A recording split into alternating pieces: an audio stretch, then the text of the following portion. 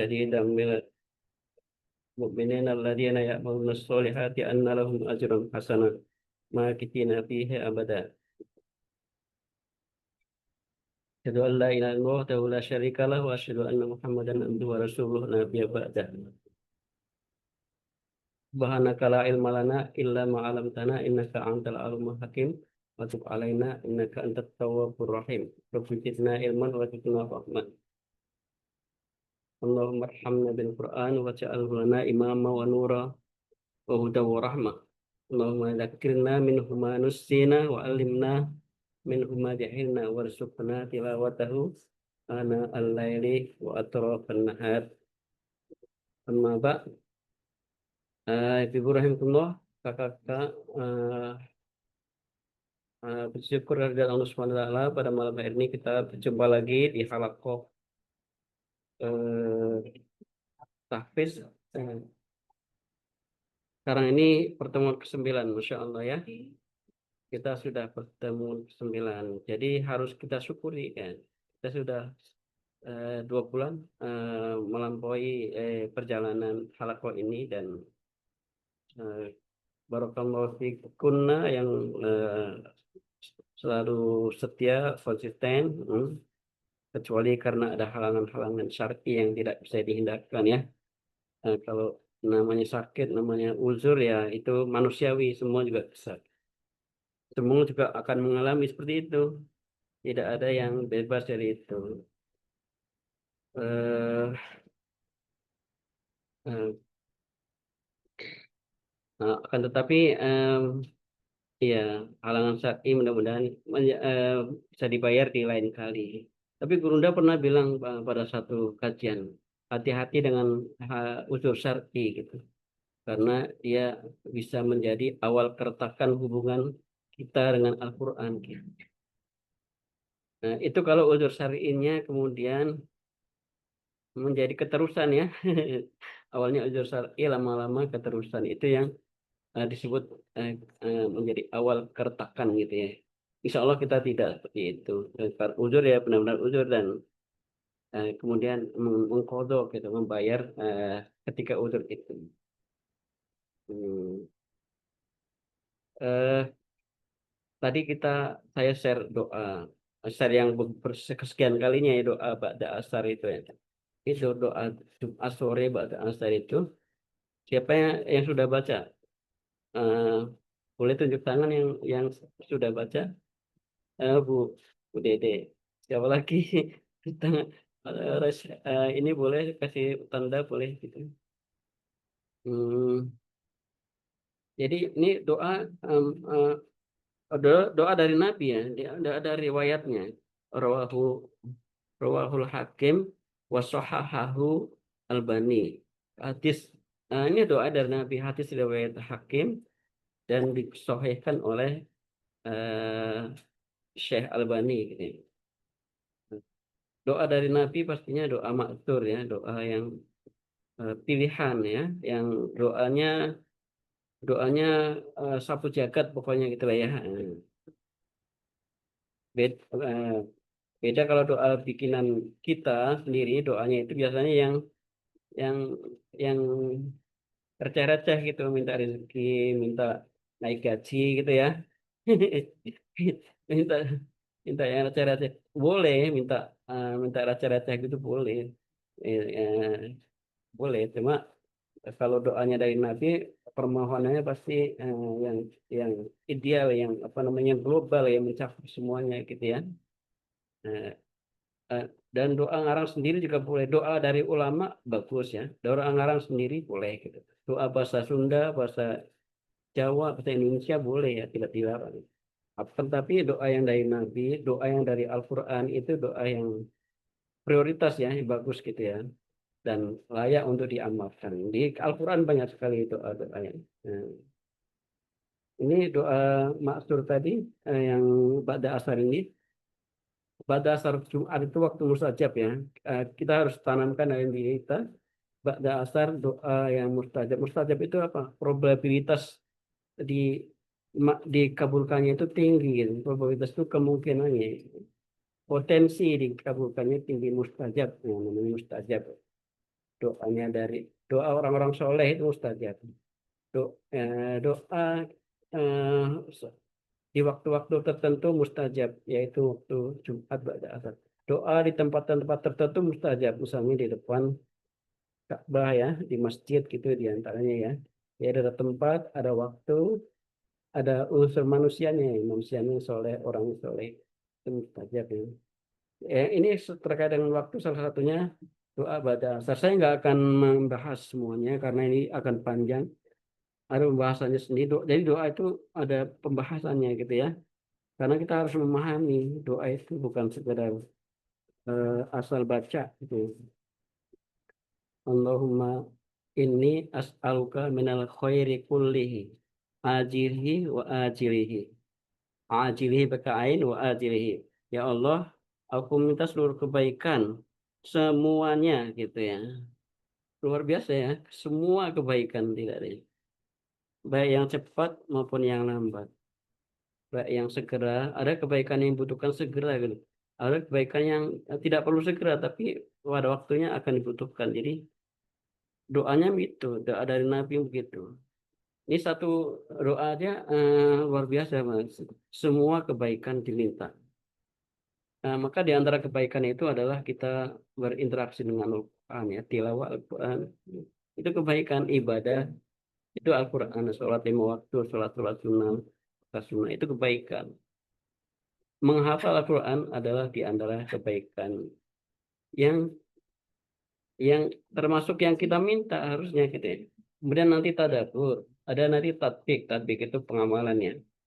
Jadi kebaikan-kebaikan itu kita minta. Jadi kalau kita baca doa ini, maka kita harus welcome gitu ya dengan amal-amal soleh itu welcome.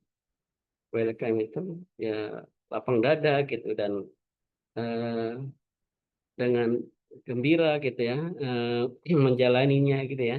Bukan terpaksa, bukan karena eh, apa namanya sudah terlanjur gitu ya, tapi gembira menjalannya. Kalau kita welcome, kalau kita syarhus sadr, istilahnya syarhus sadr, lapang dada, makanya kita minta bisroh li sadri supaya lapang dada, supaya welcome terhadap amal soleh. Amal soleh eh, yang menurut kita kadang-kadang sulit gitu ya. Tapi kalau kita diberi kelapangan dada oleh Allah, maka kita akan bisa menjalaninya dengan pertolongan Allah. Maka kita harus doa Rabbi Ishrah li. Kalau tadi saya doanya karena untuk semua Rabbana shrah lana sudurona wa yassir lana umurona itu karena apa namanya subjeknya jamak gitu ya. Itu Bapak Ibu sekalian. Jadi alhamdulillah kita eh, menghafal Quran termasuk yang kita permohonan kebaikan yang kita mohon, maka kita harus welcome dengan kebaikan ini menghafal Quran dan kita sudah membahas ya hikmahnya, kebaikannya, fadilahnya membaca Quran eh, itu berinteraksi dengan Quran, menghafal itu berinteraksi yang intensif ya, berinteraksi itu membersamai eh, yang lebih intensif dari sekedar tilawah karena satu ayat aja bisa kita baca berulang-ulang. Saya pernah share siapa yang dari surat Az-Zukhruf, wa may ya'shu an dzikrir rahman, barang siapa yang berpaling dari apa namanya Al-Quran, maka akan Allah bersahabatkan dengan setan itu. Wa may ya'shu an dzikrir rahman nuqayyid lahu syaitonan fahuwa lahu qarin. Az-Zukhruf 36. Barang siapa yang berpaling dari pengajaran Al-Quran, pengajaran Allah yang Maha Pengasih yaitu Al-Quran, maka kami biarkan setan menyesatkannya dan menjadi teman karib gitu ya. Maka saya terjemahkan sebagai siapa yang berpaling dari Al-Quran akan bestian dengan setan gitu ya, terjemahan kekinian itu. Itu bukan omongan manusia, itu dari Allah ya, siapa yang berpaling. Artinya kalau kita sedikit berinteraksi dengan Quran, maka Allah akan biarkan setan menyesatkannya dan menjadi teman karib, menjadi bestie ya. Kalau nggak percaya silahkan. Ini firman Allah, jadi kita harus yakin seperti itu. Ayat berikutnya itu, hmm, ayat berikutnya, wa innahum la yasudduna 'anis sabili wa yasabuna annahum muhtadun. Sungguh mereka setan-setan itu benar-benar menghalang-halangi dari jalan yang baik ya, jalan yang benar. Jadi kalau sudah bestian setan, setan itu kerjaannya menghalangi dari jalan kebenaran. Ya, dan repot lagi, eh, yang orang yang sudah bestian dengan setan itu, wa yasabuna annahum muhtadun. Mereka mengira mereka itu mendapat dalam hidayah. Jadi mereka nggak merasa salah gitu. Jadi menyangka nggak merasa salah dan merasa benar gitu ya, meskipun jauh dari Al-Quran. Berikutnya, ayat berikutnya, ayat 38 Zuhruf, hatta idza ja'ana qala ya laita baini wa bainaka ba'dal masyriqaini wa bi'sal qarin. Sehingga apabila orang-orang yang berpaling dari Al-Quran itu datang kepada kami pada hari kiamat nanti, dia berkata, wahai, sekiranya jarak antara aku dan kamu setan seperti jarak antara timur dan barat. Kenapa dulu kok nggak jauh-jauhan aja gitu maksudnya ya, dengan setan itu. Dulu kenapa malah berteman gitu ya, gara-gara berpaling dari Al-Quran. Jadi demikian Bapak Ibu, Az-Zuruf ini sangat jelek banget ya. Jadi membaca Al-Quran itu harus diresapi, maknanya seperti itu. Dan itu menjadi warning keras buat kita jangan menjauhi Al-Quran, karena eh, yang akan menggantikan Al-Quran itu setan gitu ya, dan setan itu menghalangi dari kebenaran ya. Dan kegiatan menghafal itu ya insya Allah meminimalisir kita dari ya su'an dzikir rahman, dari berpaling dari Al-Quran dzikir rahman. Al-Quran itu disebut adzikr ya,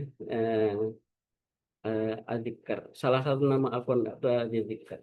Ayat lain mengatakan wa may wa may wa may ya'rid an dzikrillah, apa ya, lupa.